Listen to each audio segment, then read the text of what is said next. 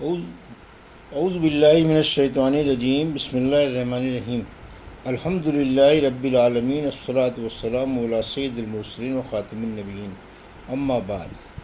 صحیح بخاری، باب کتاب المغازی، حدیث نمبر 4395، اردو ترجمہ۔ حجۃ الوداع کا بیان۔ ہم سے اسماعیل بن عبداللہ نے بیان کیا، کہا ہم سے امام مالک نے بیان کیا، ان سے ابن شہاب نے، ان سے عروہ بن زبیر نے، اور ان سے حضرت عائشہ رضی اللہ عنہا نے بیان کیا کہ حجۃ الوداع کے موقع پر ہم رسول کریم صلی اللہ علیہ وسلم کے ساتھ روانہ ہوئے۔ ہم نے عمرے کا احرام باندھا تھا، پھر آپ صلی اللہ علیہ وسلم نے فرمایا کہ جس کے ساتھ ہدی ہو وہ عمرے کے ساتھ حج کا بھی احرام باندھ لے، اور جب تک دونوں کے ارکان نہ ادا کر لے احرام نہ کھولے۔ پھر میں آپ صلی اللہ علیہ وسلم کے ساتھ جب مکے آئی تو مجھ کو حیض آ گیا، اس لیے نہ بیت اللہ کا طواف کر سکی اور نہ صفا و مروہ کی صحیح کر سکی۔ میں نے اس کی شکایت آپ صلی اللہ علیہ وسلم سے کی تو آپ صلی اللہ علیہ وسلم نے فرمایا کہ سر کھول لے اور کنگھا کر لے، اس کے بعد حج کا احرام باندھ لو اور معرہ چھوڑ دو۔ میں نے ایسا ہی کیا۔ پھر جب ہم حج ادا کر چکے تو آن صلی اللہ علیہ وسلم نے مجھے میرے بھائی عبد الرحمن بن ابی بکر کے ساتھ تنعیم سے عمرے کی نیت کرنے کے لیے بھیجا اور میں نے عمرہ کیا۔ آن صلی اللہ علیہ وسلم نے فرمایا کہ یہ تمہارے اس چھوٹے ہوئے عمرے کی قضا ہے۔ حضرت عائشہ رضی اللہ عنہا نے بیان کیا کہ جن لوگوں نے صرف عمرے کا احرام باندھا تھا انہوں نے بیت اللہ کے طواف اور صفا اور مروہ کی صحیح کے بعد احرام کھول دیا۔ پھر مینا سے واپسی کے بعد انہوں نے دوسرا طواف حج کا کیا، لیکن جن لوگوں نے حج اور عمرہ دونوں کا احرام ایک ساتھ باندھا تھا انہوں نے ایک ہی طواف کیا۔ حدیث نمبر 4396، اردو ترجمہ۔ مجھ سے عمرو بن علی فلاس نے بیان کیا، کہا ہم سے یحییٰ بن سعید قطان نے بیان کیا، کہا ہم سے ابن جریج نے بیان کیا، کہا مجھ سے عطا بن نبی رواح نے بیان کیا، اور ان سے ابن عباس رضی اللہ عنہ نے کہ عمرہ کرنے والا صرف بیت اللہ کے طواف سے حلال ہو سکتا ہے۔ ابن جریج نے کہا میں نے عطا سے پوچھا کہ ابن عباس رضی اللہ عنہ نے یہ مسئلہ کہاں سے نکالا؟ انہوں نے بتایا کہ اللہ تعالیٰ کے ارشاد ثم مہرہا الی البیت العتیق سورہ حج سے، اور نبی کریم صلی اللہ علیہ وسلم کے اس حکم کی وجہ سے جو آپ نے اپنے اصحاب کو حجۃ الوداع میں احرام کھول دینے کے لیے دیا تھا۔ میں نے کہا کہ یہ حکم تو عرفات میں ٹھہرنے کے بعد کے لیے ہے۔ انہوں نے کہا لیکن ابن عباس رضی اللہ عنہ کا یہ مذہب تھا کہ عرفات میں ٹھہرنے سے پہلے اور بعد ہر حال میں جب طواف کر لے تو احرام کھول ڈالنا درست ہے۔ حدیث نمبر 4397، اردو ترجمہ۔ مجھ سے بیان بن عمرو نے بیان کیا، کہا ہم سے نظر بن شمیل نے بیان کیا، انہیں شعبہ نے خبر دی، ان سے قیس بن مسلم نے بیان کیا، انہوں نے طارق بن شہاب سے سنا، اور ان سے حضرت ابو موسیٰ اشعری رضی اللہ عنہ نے بیان کیا کہ میں رسول کریم صلی اللہ علیہ وسلم کی خدمت میں حاضر ہوا۔ اس وقت آپ صلی اللہ علیہ وسلم وادی طبحہ سنگریزی زمین میں قیام کیے ہوئے تھے۔ آپ نے پوچھا تم نے حج کا احرام باندھ لیا؟ میں نے عرض کیا کہ جی ہاں۔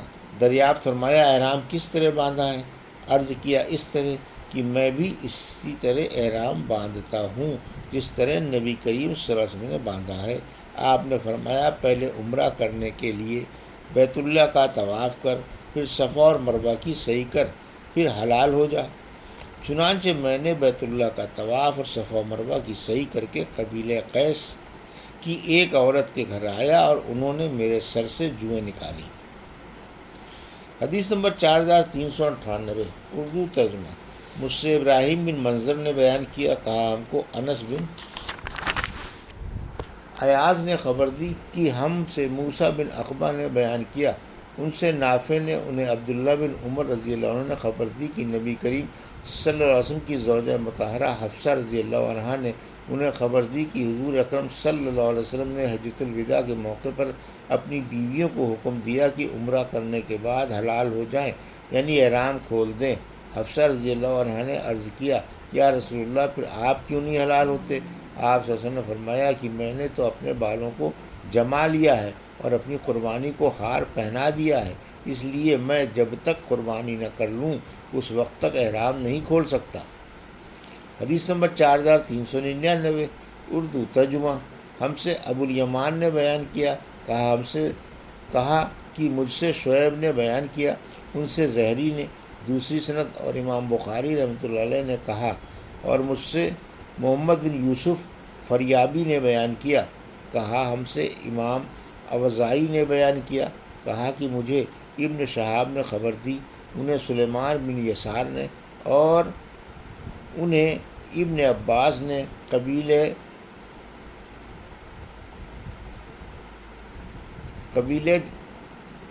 شعم کی ایک عورت نے حجۃ الوداع کے موقع پر رسول کریم صلی اللہ علیہ وسلم سے ایک مسئلہ پوچھا۔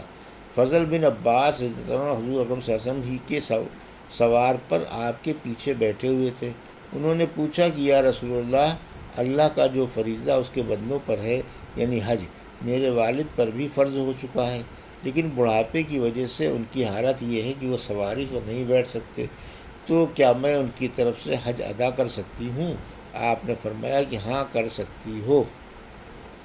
حدیث نمبر 4400، اردو ترجمہ۔ مجھ سے محمد بن رافع نے بیان کیا، کہا ہم سے سریح بن نعمان نے بیان کیا، ان سے فلیج بن سلیمان نے بیان کیا، ان سے نافع نے، اور ان سے عبداللہ بن عمر رضی اللہ عنہ نے بیان کیا کہ فتح مکے کے دن نبی کریم صلی اللہ علیہ وسلم تشریف لائے، آپ کی قصوہ اونٹنی پر پیچھے حضرت اسامہ رضی اللہ عنہ بیٹھے ہوئے تھے، اور آپ کے ساتھ بلال اور عثمان بن طلحہ بھی تھے۔ آپ صلی اللہ علیہ وسلم نے کعبے کے پاس اپنی اونٹنی بٹھا دی اور عثمان رضی اللہ عنہ سے فرمایا کہ کعبے کی کنجی لاؤ۔ وہ کنجی لائے اور دروازہ کھولا۔ حضور اندر داخل ہوئے تو آپ صلی اللہ علیہ وسلم کے ساتھ اسامہ، بلال اور عثمان بھی اندر گئے، پھر دروازہ اندر سے بند کر لیا اور دیر تک اندر نماز اور دعاؤں میں مشغول رہے۔ جب آپ صلی اللہ علیہ وسلم باہر تشریف لائے تو لوگ اندر جانے کے لیے ایک دوسرے سے آگے بڑھنے لگے اور میں سب سے آگے بڑھ گیا۔ میں نے دیکھا کہ بلال دروازے کے پیچھے کھڑے ہوئے ہیں۔ میں نے ان سے پوچھا کہ نبی کریم صلی اللہ علیہ وسلم نے نماز کہاں پڑھی تھی؟ انہوں نے بتایا کہ خانہ کعبہ میں 6 ستون تھے، 2 قطاروں میں، اور حضور صلی اللہ علیہ وسلم نے آگے کی قطار کے 2 ستونوں کے درمیان نماز پڑھی تھی۔ کعبے کا دروازہ آپ کی پیٹھ کی طرف تھا اور چہرہ مبارک اس طرف تھا جدھر دروازے سے اندر جاتے ہوئے چہرہ کرنا پڑتا ہے۔ آپ کے اور دیوار کے درمیان 3 ہاتھ کا فاصلہ تھا۔ ابن عمر رضی اللہ عنہ نے بیان کیا کہ یہ پوچھنا میں بھول گیا کہ آپ صلی اللہ علیہ وسلم نے کتنی رکعت نماز پڑھی تھی۔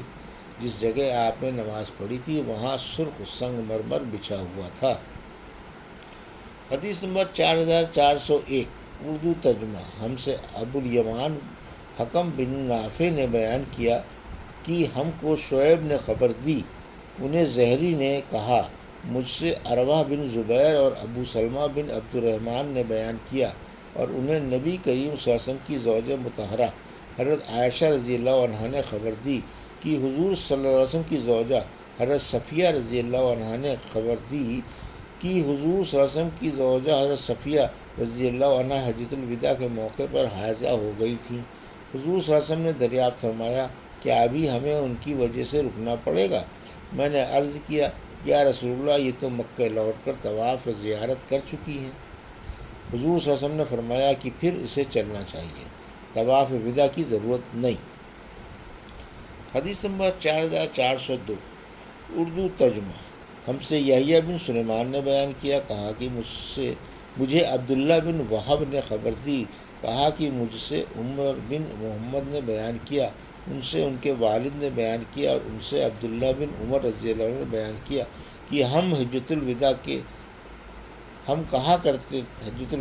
کہا کرتے تھے جبکہ حضور اکرم صلی اللہ علیہ وسلم موجود تھے، اور ہم نہیں سمجھتے تھے کہ حجۃ الوداع کا مفہوم کیا ہے۔ پھر آپ صلی اللہ علیہ وسلم اللہ کی حمد اور اس کی ثنا بیان کی، پھر مسیح دجال کا ذکر تفصیل کے ساتھ کیا۔ آپ صلی اللہ علیہ وسلم نے فرمایا کہ جتنے بھی انبیاء اللہ کے نے بھیجے ہیں سب نے دجال سے اپنی امت کو ڈرایا ہے۔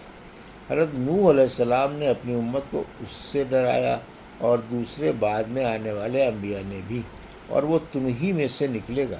پس یاد رکھنا کہ تم کو اس کے جھوٹے ہونے کی اور کوئی دلیل نہ معلوم ہو تو یہی دلیل کافی ہے کہ وہ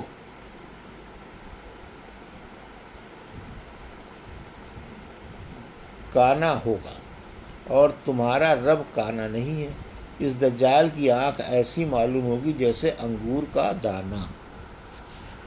یہ تھی صحیح بخاری باب کتاب المغازی کی حدیث نمبر 4395 سے 4402 کا اردو ترجمہ، جو ابھی آپ نے سماعت فرمائی۔